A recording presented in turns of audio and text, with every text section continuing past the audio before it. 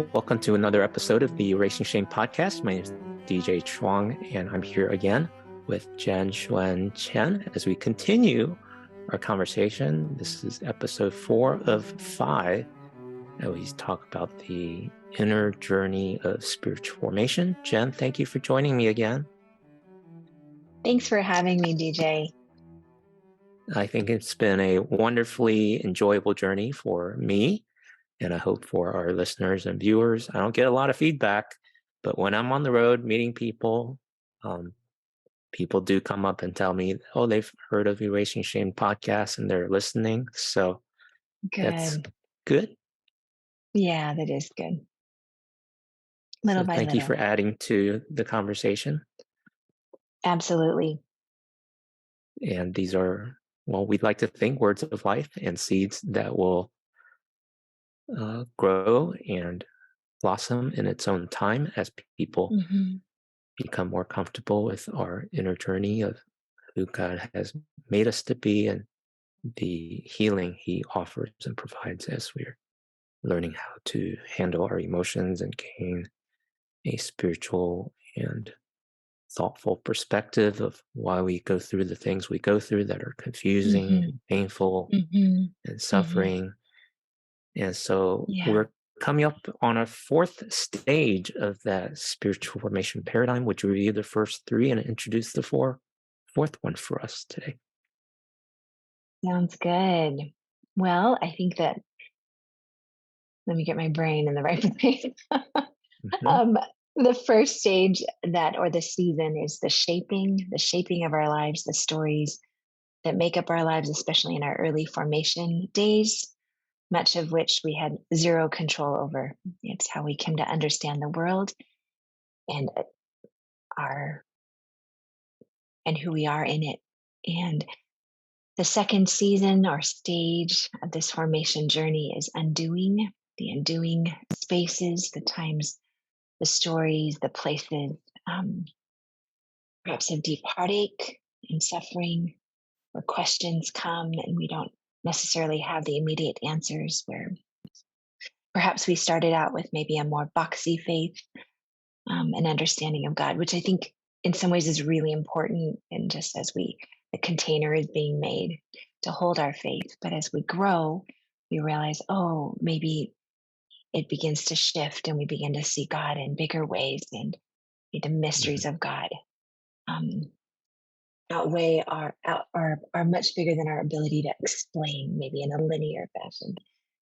The third that we did last week time was the awakening, just the awakening of our souls to who God is, who we are, new ways of understanding. And I don't mean like in a kind of crazy way, but just in this, how God is more loving and more kind and more holy than I ever could have imagined. And all of that fits. And He begins to awaken ourselves to just who we are and how we kind of fit in this journey. And so today we're going to look at the 4th season or stage, and called the remaking. And I love, I don't know, this, I struggled with finding the right word of just reshaping, remaking, but he's transforming us, isn't he, DJ? He's makes all things new, and he's doing new in our life. It doesn't matter how long we've journeyed with God. There's always hope for change in the best way, I think, and restoration and wholeness and healing. So that's today. Well, wonderful. I mean, from even the beginner Bible studies that we learned that when we come to Christ, we are a new creation. And so it's not an instant thing, although there is an instant moment when we realize that is happening. But it is an entire lifetime process of how God takes us through the experiences of life to make us more like Christ. And for those from a more theological background, they might use words like sanctification or spiritual growth or spiritual formation. But I think what you're describing here as remaking is a bit more specific and has more contours around that. So can you Yeah. elaborate? Yeah, I definitely agree that when we come into relationship with God, there is a shift, there's a change. We talk about the Mhm, kingdom of darkness into the kingdom mm, of light, where mm. and requires our participation. It's not just something that's done to us. It's of our volition. We choose and we say, "Yeah, God, I can't do this life on my own. I really need you." But I think that our life is made up of 1,000 moments like that, where we come to realize, "Wow, I really need God, and I really need a new way of being or thinking, or I need God to come in to this space of this season of my life and help me." And I think there's so many, our lives are filled with so many moments where we are being made new. So yes, we have been made new, and yet there's this process that continues, of our being made new, being remade, lovingly changed. Um, that God pursues us with His love. It's Him who loved us first, and then our response to that love that reshapes us from the inside. So describe the part that's our participation, because we often hear about, God's going to do the work, and we Mm, would just let go and let God, or we just endure the suffering. Um, Maybe we mm, memorize some Bible verses, but I think yeah, there's another level of that that's a bit deeper and more engaging. yeah. Yeah, this is hard work, DJ. I think, um, Mhm. it's hard to describe it without just a story. I think, Good. from and I think that probably just as we talk, I'd love to hear just what triggers in you. Mm-hmm. But I think that it requires a slowing down and a paying attention. I think our rote responses to things, to life, to whatever happens to us, we respond in such a natural way. So when someone comes at us, and they might are either our defenses come up, or we respond in anger, or we feel insecure. And there's all these, when people say, I don't, we all have emotions and feelings, but we're just not so aware of them all the time. And I think that we can try to not be angry. And I think we can try really hard. But unless we begin to be curious and begin to wonder, I wonder why these moments make me feel so angry. My we don't talk about being curious very often. Mm-hmm. We've taught to stop it, stop the sin, stop whatever you're doing. That's bad. But you tell a kid, we raised 4 kids, and when they were young, we said, hey, we're going to put on our happy heart. We're going to put away our grumpy Mm-hmm. attitudes, and we're going to put on our happy heart. And even as I heard myself say it, I remember just thinking that isn't so easy, but we're going to just keep it simple here. Put on a smile. You're 4. We can do that. But as they get older, and as we get older, I mean, obviously putting on a smile is being happy, is and being joyful, and all of that is much more than putting on a smile. But if all I've learned is just to put on a smile and just stop it, it doesn't actually hit at the deeper parts of my heart. And so our participation is just beginning to slow down and invite God in. As we've talked about in the last 3 episodes, Mm-hmm. what does paying attention mean? So when I feel angry, or I feel the shame, or I feel really insecure, or I feel I feel hurt, I feel sensitive towards these kind of people, or I feel small, or whatever it is, that I can pause and just say, Jesus, I invite you in. This is really hard. And I want to hear you speak to me. Because while I know perhaps my anger is not a great thing to express at this moment, we can't help ourselves. Actually, we can't. And we need the Holy Spirit to come in and work in our hearts. But I think it's that moment by moment kind of like dependence. God, I can't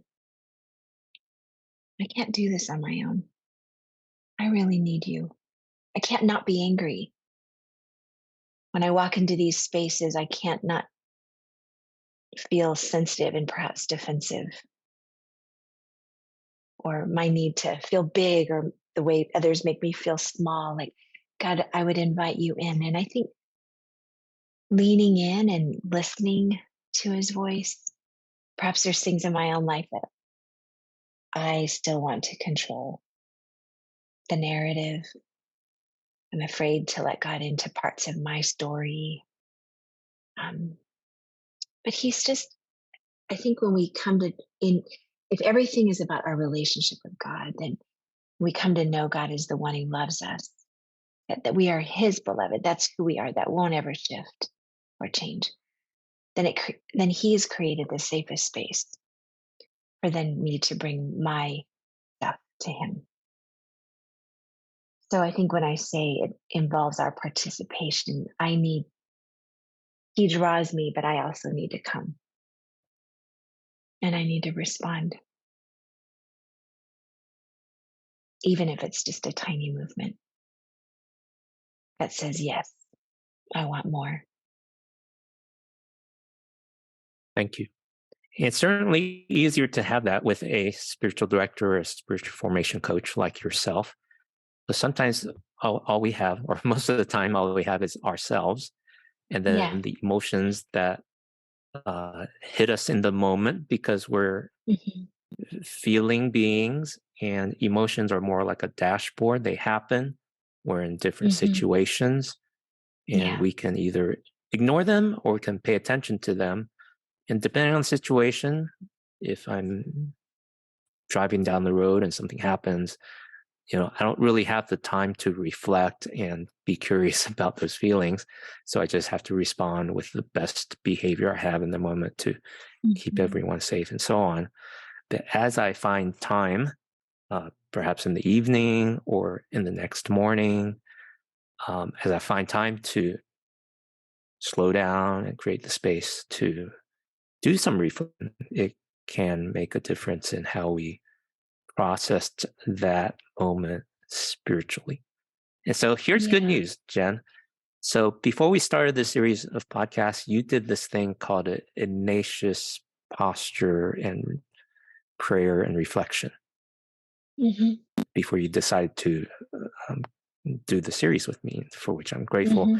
I got to practice a Ignatius prayer exercise during the Hmm. March 18th Mental and Emotional Health Symposium in New York City, where I was. Okay.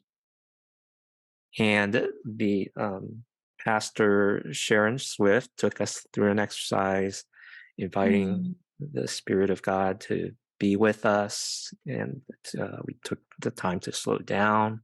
We went through a Hmm. stage of consolation and Hmm. desolation and response. And I Hmm. forget how long it took, but I think it was 20, 30 minutes or so. Hmm. Hmm. And it turned out to be a meaningful time. Hmm.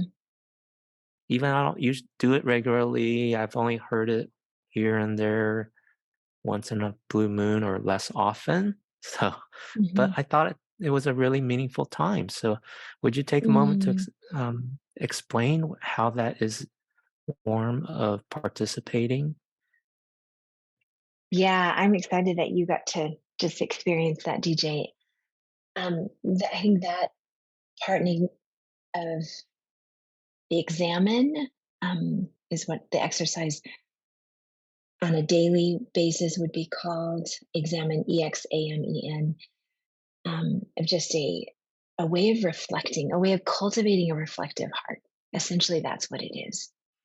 So those big words, consolation and desolation of the soul, but it's kind of like thinking back on my day. So if we began to just build this into the rhythms of our day in the evening, just taking 10 minutes, just thinking, doesn't even need to be written down. It's just a pause.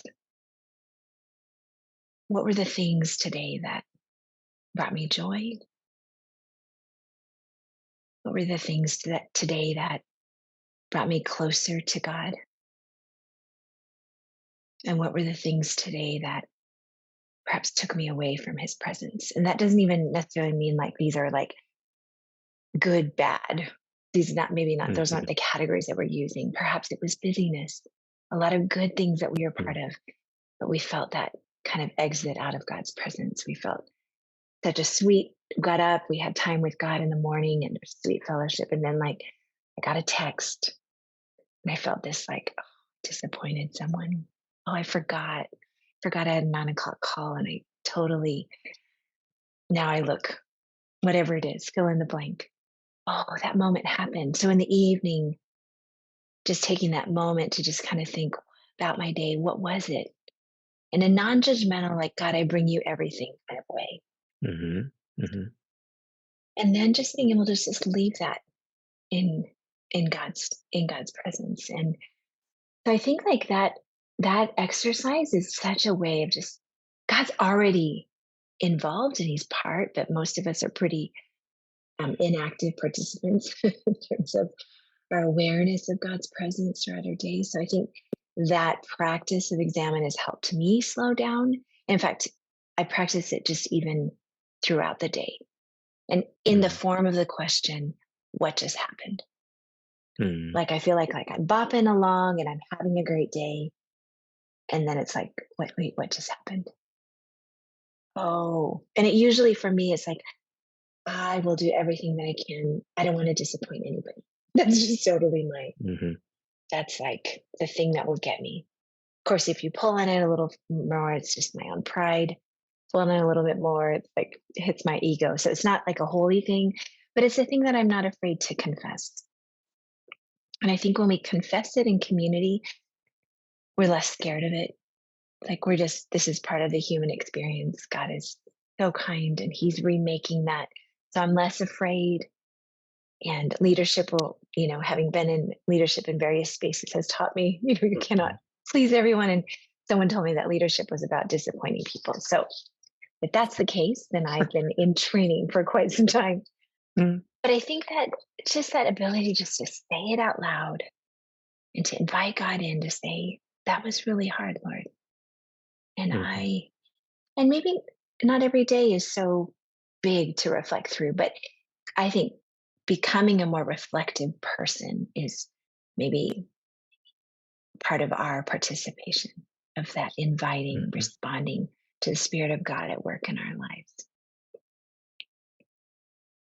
And I think even like when you asked me, could you co host or be part of Erasing Shame?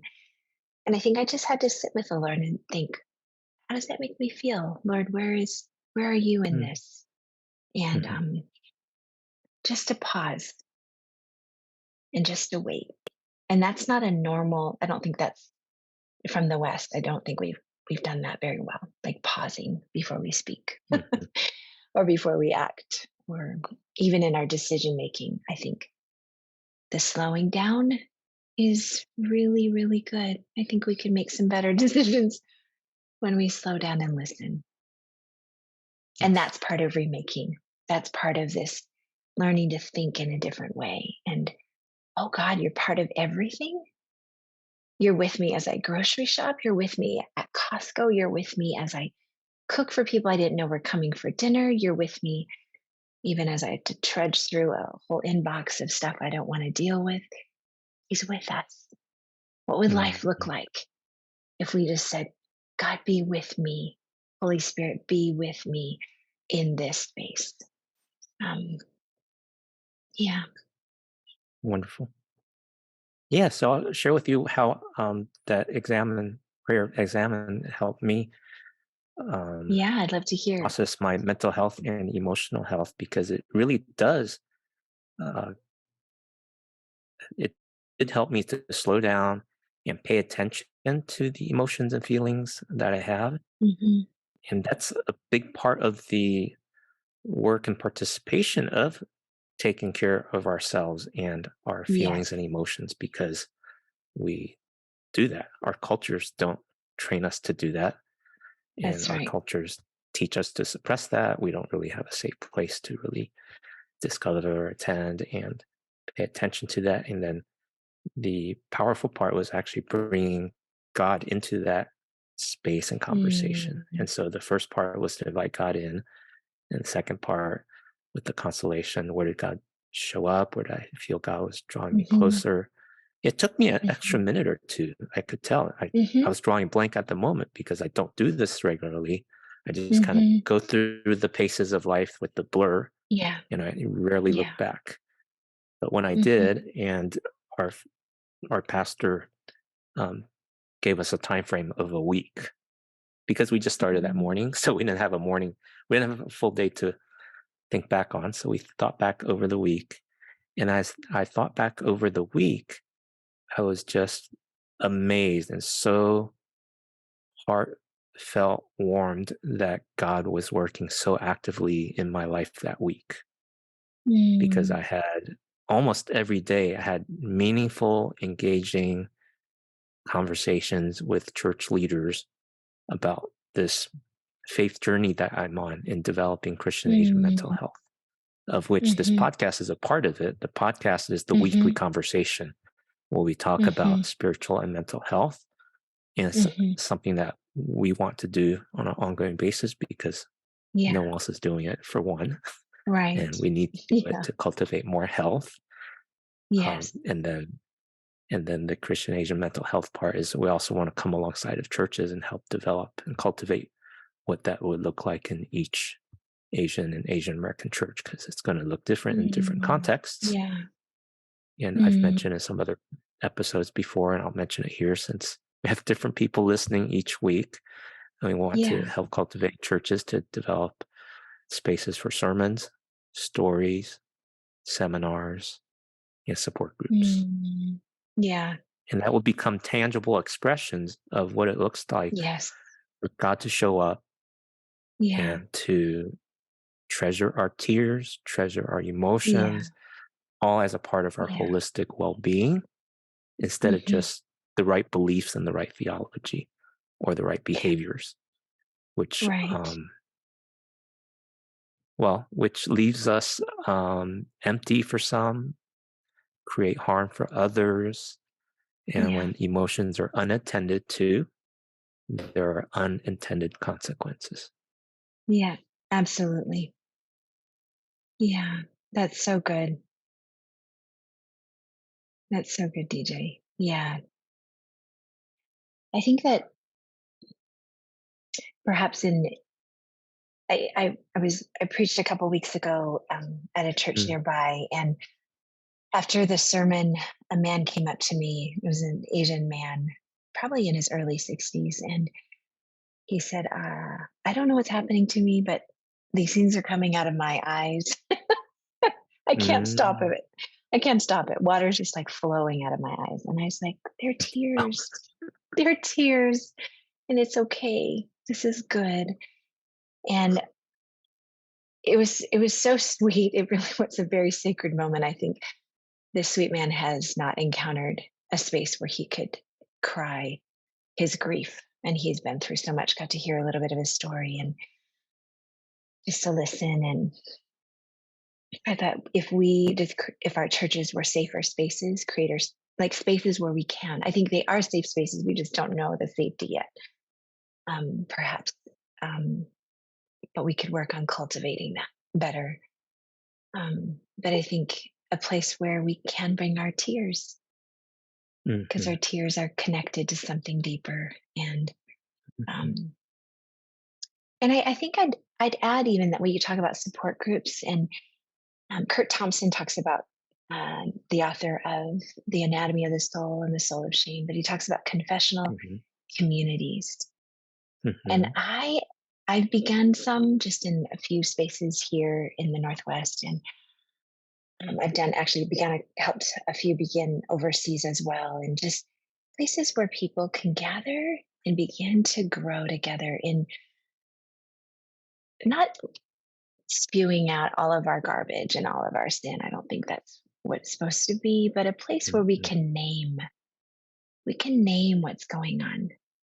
I think it maybe perhaps it was Henry Nouwen that talked about, like, what if life is about articulation, mhm, learning a new way to see? If life is all about learning to see, um, and perhaps this is all what we're talking about, is learning to see in a new way. Perhaps the things that we called bad, we called didn't belong. we gave names to when we were young, or the adults in Mm, our lives named things. And maybe as we grow, there's an invitation to maybe look at it again and say, maybe those weren't bad. mm, Maybe the story I've told myself has been this, but maybe God's mhm, inviting me to see it a different way. And when I mm, can name my disappointments, when I can name the things that were hard, and I can just say, and I can tell a friend, these are not just things that require a professional to walk with you. I think we can build these or create these community spaces where even just what we're doing here, where we're saying, yeah, mhm. yeah, that was disappointing, or that moment was really hard for me. Um, and we're not judging each other for it, but we're just able to receive each other. What we need a lot of practice in that, don't we? Yes. But I have such hope if the more we practice this, slowing down, paying attention. This is like lay stuff. This is not, you and I are not professional therapists. There's definitely Mhm. big spaces for that and huge needs for professionals in our life. But I'm more talking about just, yeah, cultivating new spaces for reflection and confession.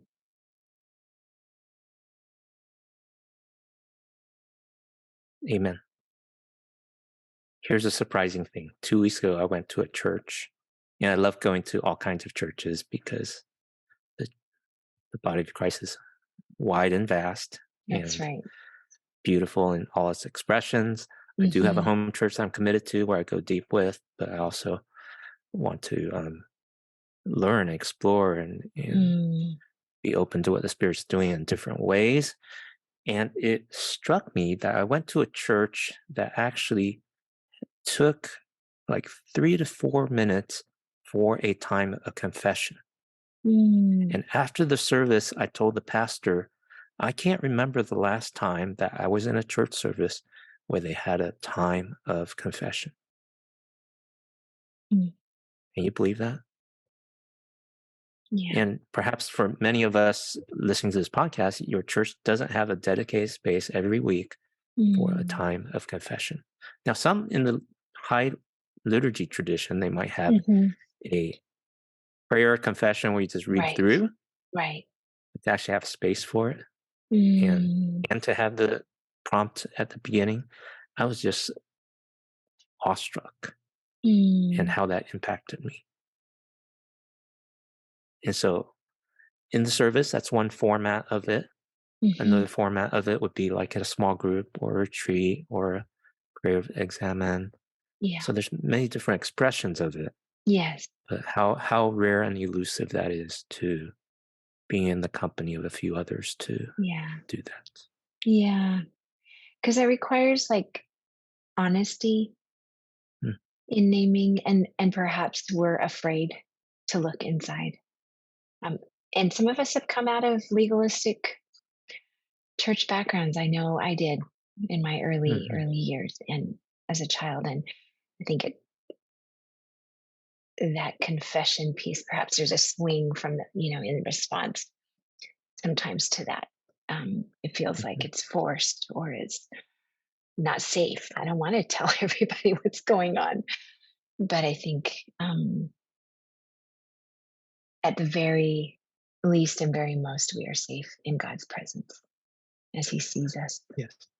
He saw Adam and Eve as they were hiding, and His call to them was an invitation. It wasn't yeah, He wasn't trying to call them out in shame. He was inviting Mhm. them back into relationship with Him. And maybe that's what we can understand confession to be, just an Yes. invitation to closer intimacy with God. Yes. Beautiful. Well said. Thank you. Mhm. Jen, I had one last thought come to mind Yes. as we end this serious conversations about spiritual formation. And next week, we'll talk about the new book you're working on. So, listeners and Yes. viewers, come back for next week's episode of Erasing Shame. But I there's an itch of a question, because in my life experience, I've had different conversations with different people, and it just seems like not a lot of people are interested in this inward journey, spiritual Yeah. formation thing. What do you do with Yeah. that? Yeah, that's like, yeah. I think that my compassion has grown. I think as I Mm, realize God's grace in my life and his patience with me and the people he placed in my life, he's brought so many different men and women in my life who are doing hard work and have inspired me as I watch their marriages, I watch their relationship with their kids. It's inspired me and my husband into deeper spaces. So mm, I think when I meet people and their eyes glaze over, which is really a lot of the time, it's okay. And then we mm, begin to talk about things that I think matter to them, like relationships. And I'll ask about how's their relationship with their kids. And, we're all holding some kind of pain or another. mhm, All of us are. And as we mhm, get older, a lot of our pain that we hold has to do with our children, whether it's our mhm, concerns over their lives, their futures, who they're becoming, or what might happen to them. And so I find that there's a way I can be with someone that still, it isn't agenda driven. It's just to be with someone and let them be where they mm, are. But I think we're mm, all hungry for more, whether it's my neighbor next door who doesn't know God. She and I have deep, deep conversations about life and, and yeah, the mysteries of life. And I think she is where she is. And I drop some seeds of hope and faith and share of my life and what God is doing. And yeah, so I think it's maybe just letting people be where they are, trusting that God is so good and he's so patient and he will get us to where we're supposed to go. yes. Um, yeah. And that, I think what inspires me is that life and relationships and yeah, the second half of life that I'm in and that you're in too, DJ, it can Mm, be so much better in the sense, so much freer. I don't have to be so caught up in me. I can be freer to love. I can be freer to serve. I can be freer to show up into spaces and be less consumed about how others perceive me. That God is in all the ordinary stuff. I can find the sacred in the ordinary. And yeah, so I think we need to just keep living our lives and sharing with joy the things that God's showing us, but not in any way of trying to convince. I think we can inspire and invite as God does for excellent. Thank you. Thank you for resolving that tension in my head. us. And we can be like God, be patient and keep Yeah, inviting, yeah, meet people where they are. that's right. There we go. Well, thank you for listening to this episode of Erasing Shame. We invite you to give us some feedback. We would love to hear from you and join the conversation. Blessing to you, and we'll see you next week. Bye-bye. Bye. Thank you for listening to the Erasing Shame podcast. Check out the show notes at erasingshame.com and subscribe to our email for updates. We would love to hear from you, so please add your comments at our website or on social. Subscribe on Apple Podcasts, Spotify, or any podcast app, and you can also subscribe on YouTube or follow on Facebook. Please add a rating and reviews so we can reach more people with our message of health, hope, and compassion. This podcast is the digital outreach of Christian Asian mental health.